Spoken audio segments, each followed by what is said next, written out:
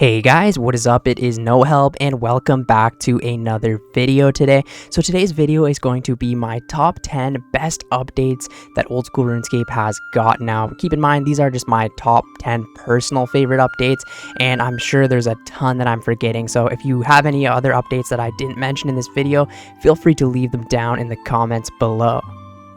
Now, the first one that I'm going to mention is the Continent Zaya. Now, at release, this was not really the best update, but over time, it has become one of the best updates ever.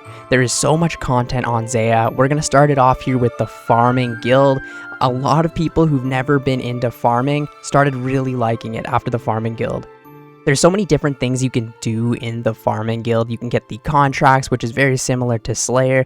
There's a Haspori boss, which you can fight in the Farming Guild. And it's honestly just a really good hub for farming. I really like when skills have a dedicated guild. We also have Konar Slayer, which came with the Zaya update. Konar Slayer is very interesting, where Konar will assign you a task to kill creatures in a certain area of the game, and offering brimstone keys as the reward. This has brought a lot of the dead areas back to life, and honestly, I really enjoy the Konar Slayer. Also, we had the introduction of the Catacombs of Karen, which is a huge dungeon to train Slayer in. Also, we had the Winter Todd edition, which made a minigame boss kind of activity to train your fire making. This has made a lot of people really like fire making and probably making it one of the most common 99s. Also, Zaya brought the Woodcutting Guild, which again is a nice hub for woodcutting, and also introduced the Redwood tree, a tier 90 tree, which is very awesome. Also, there was a ton of quests that came with Zaya and a whole new achievement diary. Also, we had the Hydra boss, which is a level 95 Slayer boss that came with Zaya, not at launch, but a very good creature to kill. One of my favorite bosses in the entire game. And let's not forget Raids 1, the Chambers of Zarek, was introduced with Zaya. Now, like I said, Zaya at launch was not the best, but overall, they've done an amazing job making it one of my favorite places in all of old school RuneScape. Now, the next one's simple, but it was very needed. Rooftop Agility was one of the first updates for old school RuneScape to get, and basically every 10 levels they introduced a new agility course that you could train in different towns. Basically, before that, agility was one of the slowest skills in the game. I mean, it still is today, but it kind of brought a lot more different options to train agility, change up the scenery here and there, and you can also collect these things called Marks of Grace and get yourself the Graceful outfit, which is something every new account should do right away. Now, basically what the Graceful set does is it will help you restore your run energy faster, and will also give you weight reduction, each piece being a little bit more. And with the complete set, you have a minus 25 kilograms and a plus 30% run energy restoration, which can just make running through the game questing so much more enjoyable. Now, the next one is also very simple, being the Motherlode Mine. It was a pretty much addition to like the mining guild underneath Falador, and it would just made mining a lot more enjoyable, a lot more AFK, and you could finally get some nice rewards for mining with golden nuggets. You can get a mining outfit, you can get a gem bag, a coal bag. Honestly, it just made a really good spot to sit in AFK, train some mining, and also make a decent amount of money. Mining has always been one of those skills that people hated because it was so click intensive and so slow, but Motherlode Mine made it somewhat enjoyable, and I personally did Motherlode Mine all the way to 99 mining. Now, the next one for me is going to be the addition of Fossil Island. Again, a new area being added to the game. I really like when they do this. It adds so much content and variety to the game. We also got birdhouse runs with this, which honestly is the way most people train their hunter now, which is just a little daily activity that you can do. Not even daily, you can do it every hour or so, and you just get a nice amount of bird's nests and hunter experience. So you can be pretty profitable and a very relaxed and just chill way of training hunter, and over time passively you can get 99 from this. We got the addition of hardwood trees, which is a very unique way of training farming, where every couple of days you can check it for some massive experience. We got the addition where you can plant seaweed underneath water, which can be great for crafting for Ironman accounts. We got the addition of herbivores, which is a new creature that you can hunt with hunter and get yourself a bunch of herbs from this, also with a pet. And we also got Slayer Wyverns, a cave where you can fight a bunch of different types of wyverns. Honestly, so cool. Now, the next one for me is going to be Prifddinas after the Song of the Elves quest. This update is massive, again, bringing a whole new city to the game. There's so much content in Zaya itself. We had a new way of training agility. We had the Volcano boss, which is, I would say, kind of like a skilling boss. Very fun activity to do. We had the Corrupted Gauntlet challenge, which is extremely fun. Honestly, one of my favorite pieces of content in the game. Similar to Dungeoneering, a lot of people say. We got a Slayer dungeon, we had different ways of training, thieving. There's so much more to be offered with the Prifddinas city. Honestly, one of the best updates that we have had in the game, and the quest itself was pretty amazing. Again, the next one is going to be Dragon Slayer 2. Now, this one had a really good quest. One of the best quests I think that Jagex has ever done. You had to kill a bunch of bosses during the quest. It was a very, very long quest, but it kind of put the story together very nice. And honestly, there's so much requirements, so it is really done well. And honestly, when you do it, the game makes a lot of sense. And I just really enjoyed that quest. They did an amazing job with it.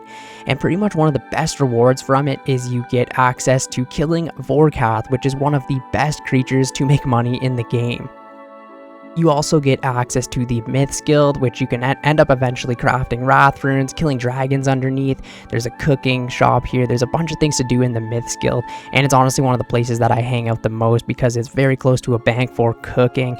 Honestly, Dragon Slayer 2 is a great update, and I honestly can't wait to go back and kill some more Vorkath. It's such a cool and unique boss. Now, the next update for me was Temperance for sure. Honestly, fishing has always kind of been a boring skill. You click on a fishing spot and then you fish it, and that's pretty much about it. Most players just drop the fish that they cook as well. Well, Temperance made fishing very enjoyable and super engaging. It's another skilling boss similar to Wintertot or maybe Volcano, but Temperance was just so cool, and you can get some pretty cool rewards from it as well, and also a brand new unique pet. Temperance, I recently just went there the other day for fun, and I forgot how much fun it was to actually just do some games of Temperance. It just makes fishing so much more enjoyable. It's pretty decent experience, and the rewards can be super amazing. You can get access to a fish barrel, which will allow you to store more fish while doing traditional fishing methods. You can also get a tackle box, which can store all of your fishing supplies. So the rewards for it weren't super overpowered, but they were just things that the game was missing, you know what I mean? So honestly, Temperance was one of my favorite updates for skilling ever. Now, also with Temperance, I'm going to include the Guardians of the Rift, another really good update. It might have killed the price of runes, but honestly, it made rune crafting so much more enjoyable. It's just as good as Temperance in my opinion. Some people even like it better. It just made rune crafting, again, not being so boring, click intensive and repetitive, to kind of just a minigame format that made sense, was a lot of fun, and the rewards for it were amazing.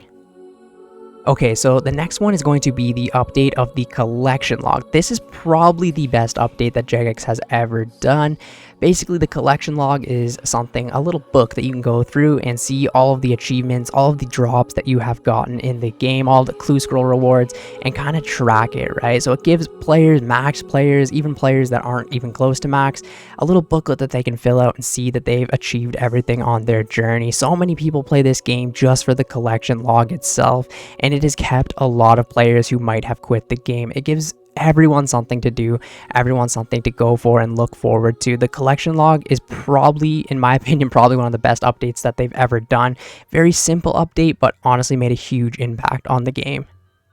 Now, I don't know if anyone has ever completed the collection log or not. I highly doubt it because some of the items are super rare, but it would be really cool to see if somebody would complete that one day.